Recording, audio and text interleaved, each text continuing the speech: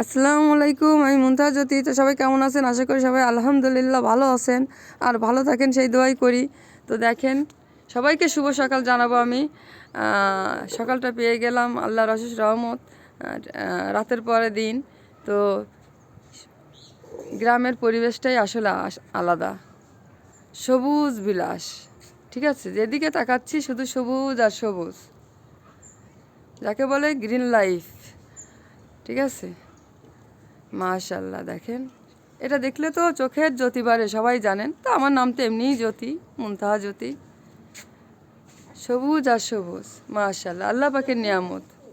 হ্যাঁ, তো সবাই এভাবে সবুজ গাছগাছালি লাগাবেন, দেখবেন আমার মতো। আমার তো আছে মাশাল্লাহ।